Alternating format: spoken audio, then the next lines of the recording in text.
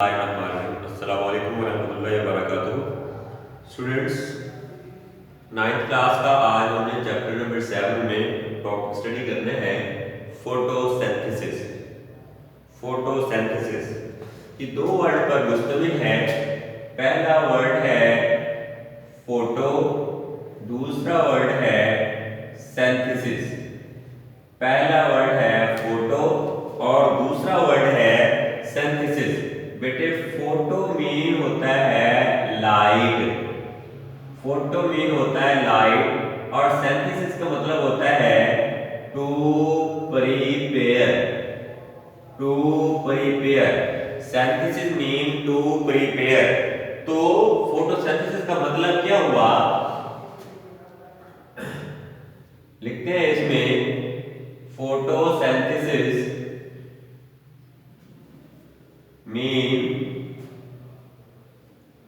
photosynthesis means synthesis of food। Food कहते हैं कौन सी चीज को? ग्लूकोज को कहते हैं, ग्लूकोज को कहते हैं। From the raw material, raw material कौन सा है? रॉ मटेरियल कौन सा है? हम कहते हैं इस रॉ मटेरियल को carbon dioxide and water. Carbon dioxide and water in the presence of sunlight, in the presence of sunlight and chlorophyll, in the presence of sunlight and chlorophyll, and as byproduct क्या चीज है भाई? हम कहते हैं oxygen. By product कौन सी चीज है? ऑक्सीजन। इसका मतलब यह हुआ कि कार्बन डाइऑक्साइड रिएक्टेंट है प्लस वाटर भी रिएक्टेंट है। ये दोनों इनऑर्गेनिक सब्सटेंसेस भी हैं और ये दोनों रॉ मटेरियल भी हैं। तो यहां पर किसकी प्रेजेंस है? सोलर एनर्जी की प्रेजेंस है, इसको सनलाइट भी कहते हैं। और बेटे क्लोरोफिल की प्रेजेंस भी है, ग्रीन पिगमेंट की प्रेजेंस भी है जो प्रेजेंट होता है क्लोरोप्लास्ट के अंदर। तो ये क्या चीजें बनाते हैं? हमने कहा जनाब ये ग्लूकोज बनाता है। ग्लूकोज ऑर्गेनिक कंपाउंड है, फूड प्रोडक्ट भी हम इसको कहते हैं और ये जो है एज प्रोडक्ट के तौर पर भी शुमार होता है। और साथ में बाई प्रोडक्ट क्या है? हमने कहा जनाब वो ऑक्सीजन है। वो क्या है? बाई प्रोडक्ट ऑक्सीजन है।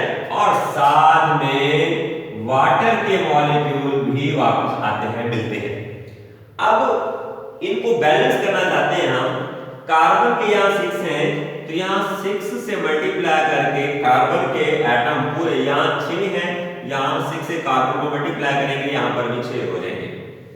वाटर के लिए मैं एक सीधी सी बात अमूमन बच्चों को बताता हूँ याद रखने के लिए कि वाटर के जितने मॉलिक्यूल यहाँ मौजूद हैं यहाँ पर उसके कितने होने चाहिए? आधे होने चाहिए। कितने होने चाहिए? आधे होने चाहिए। तो 6 से हमने मल्टीप्लाई किया, इसको डबल कर देते हैं तो ये यहाँ पर हमने कहा कि 12 मॉलिक्यूल आएंगे, यहाँ पर 6 मॉलिक्यूल आएंगे। अब जरा तवज्जो कर ले कि हाइड्रोजन को चेक करते हैं।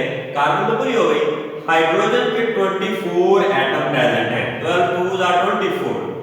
यहां चेक करें 12 यहां पर प्रेजेंट है, 6 2s are 12 यहां पर 12 प्लस 12 यहां पर भी 24, यानी हाइड्रोजन इधर भी 24 और इधर भी 24, दोनों तरफ रिएक्टेंट एंड प्रोडक्ट क्या हो गए? बराबर हो गए। अब ऑक्सीजन को चेक करें, 12 ऑक्सीजन यहां पर है, 6 2s are 12 और 12 यहां पर है, 12 प्लस 12 यहां पर भी ऑक्सीजन के एटम कितने हो गए? 24 हो गए। कितने हो गए? 24। यहां पर 6 ये हैं और 6 ये है, 12 हो गए। यहाँ पे कितने होने चाहिए, फर्दर 12 होने चाहिए। 6 से फिर मल्टीप्लाई कर दें तो फिर ये भी 12 हो जाएंगे। तो 12 प्लस 12 यहाँ पर ऑप्शन कितने हो जाएंगे, 24। तो क्वेश्चन आता है कि शॉर्ट क्वेश्चन अक्सर और बेशतर define photosynthesis and write its balance equation. तो हमने इसको डिफाइन भी कर दिया और इसके एक बैलेंस इक्वेशन भी लिख दी। अब लिखते हैं हम इसमें फोटोसिंथेसिस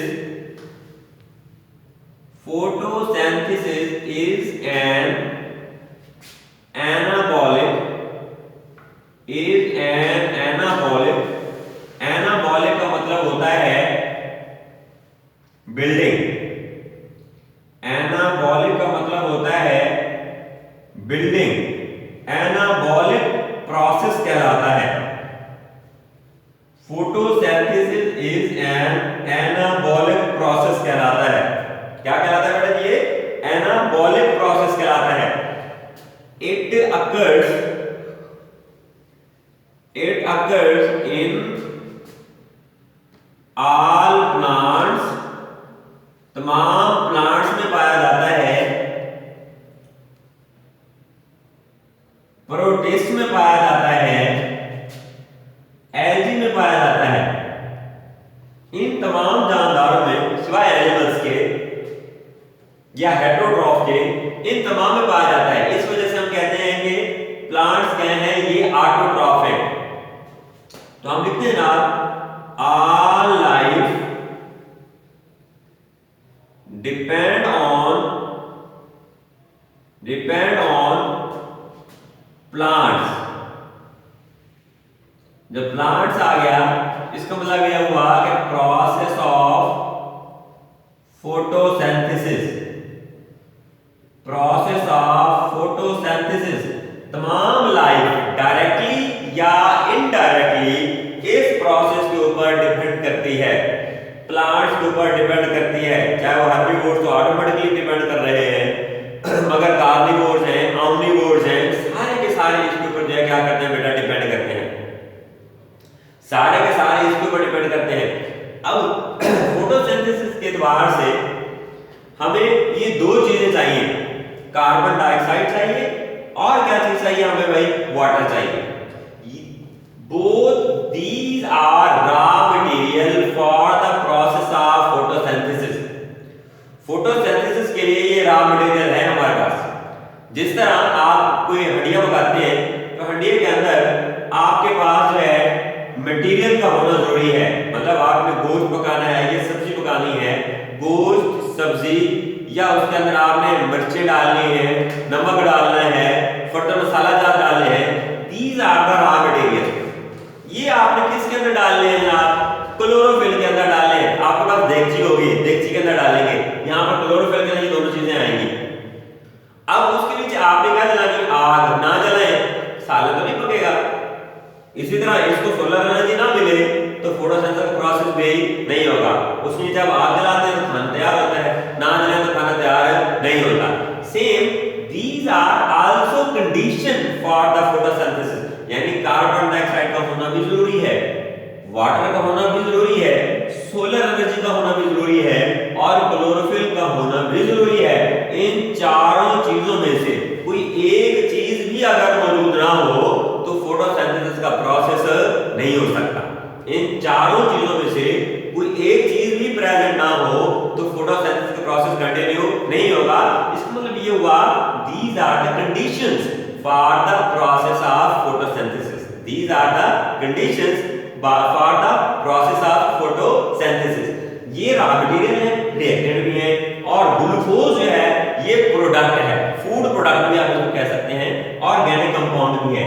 और ऑक्सीजन जो है ये एज बाई प्रोडक्ट के तौर पर बनता है, एज बाई प्रोडक्ट के तौर पर बनता है। अब ये दोनों चीजें किस तरह से आएंगी, जब तक ये भी पढ़ेंगे फोटोसिंथेसिस कंप्लीट नहीं हो सकेगा। तो हम देखेंगे कि दोनों चीजें किस तरह से इसके अंदर आती हैं, दोनों चीजें किस तरह से प्लांट के अंदर आती हैं, दाखिल होती हैं। तो नेक्स्ट पेज की तरफ हम चलते हैं। तो इसमें हम वर्ड यूज करते हैं इसे बेटे, intake of intake of oxygen and water, intake of oxygen and water और ऑक्सीजन की इनटेक किस तरह से होती है। तो हमने देखना है, इसमें लिखना है हमने इसमें वाटर एंड सॉरी ऑक्सीजन भी लिखना था इसमें आपने, कार्बन डाइऑक्साइड जो है वो आपने इसके अंदर लिखना है। Water and carbon dioxide are the raw material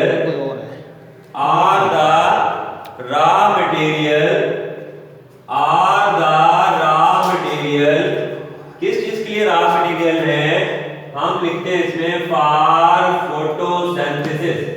ये फोटोसिंथेसिस के लिए रॉ मटेरियल के तौर पर एक्ट करते हैं। अब इन दोनों चीजों का अंतर किस तरह से आ सकते हैं, सबसे पहले हम वाटर को देख लेते हैं। तो पहले यहां से हम इसको स्टार्ट करते हैं बेटा। Water enter in plant by root and root hairs, इनके थ्रू जो है वाटर एंटर होता है। अब ये वाटर जो है ये प्रेजेंट जो है कहां पे होगा, वाटर जो है ये प्रेजेंट कहां पे होगा, हम कहते हैं जनाब इसको लिखना है water already present in surrounding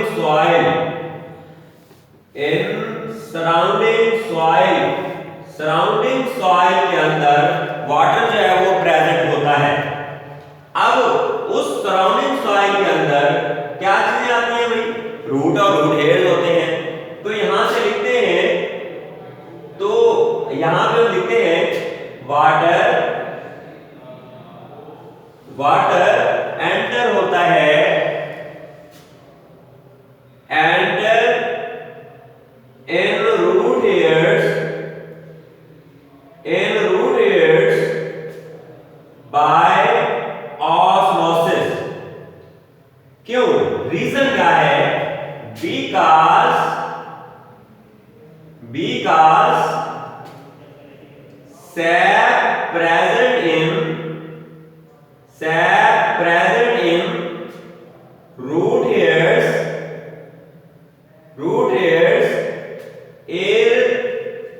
is more concentrated, ये बेटे more concentrated होता है as compared to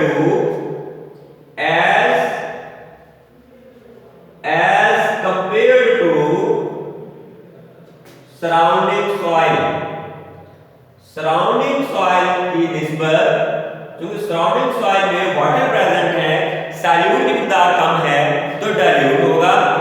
तो ऑस्मोसिस को हमने पढ़ा है हमेशा डाइल्यूट सॉल्यूशन से कॉन्सेंट्रेटेड सॉल्यूशन की तरफ मूव करता है वाटर, उस प्रोसेस को हम क्या कहते हैं, ऑस्मोसिस कहते हैं। तो बेटे इस तरह से पहले रूट हेयर्स में पहुंचेगा, तो रूट हेयर से फिर रूट में, और रूट से फिर इवन के जाइलम तक पहुंचेगा। तो इवन के जाइलम तक पहुंचेगा, तो ये तरीकाकार है पानी का एंटर होना, और ये जाइलम से होता हुआ लीव्स तक पहुंचता है, जाइलम से होता हुआ लीव्स तक पहुंचता है। From root hair to root and eventually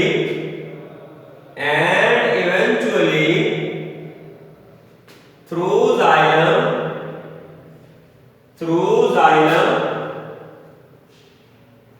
reached in कहां पहुंचता है भाई, लीव्स में पहुंचता है, reached in लीव्स में पहुंचता है,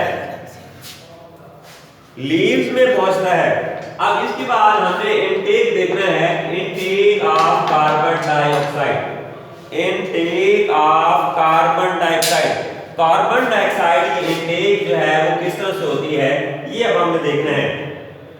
यहां से स्टार्ट करने लगे कार्बन डाइऑक्साइड का, तो कार्बन डाइऑक्साइड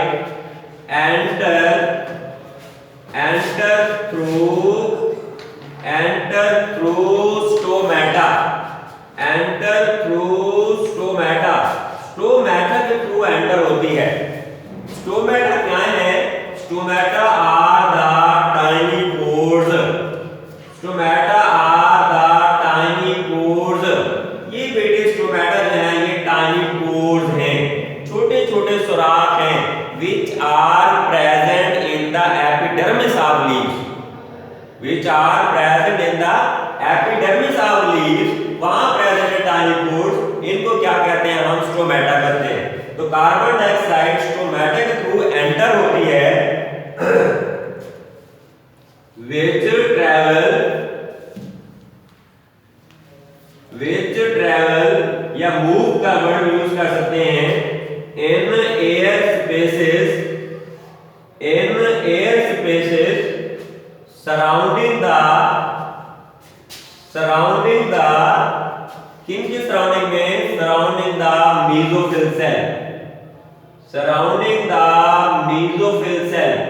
मेसोफिल सेल के सराउंडिंग में जो एयर स्पेसेस हैं वहां तक पहुंचती है, and absorb bye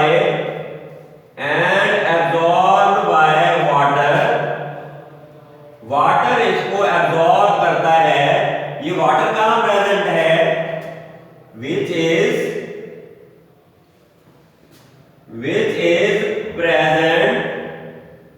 is present surrounding the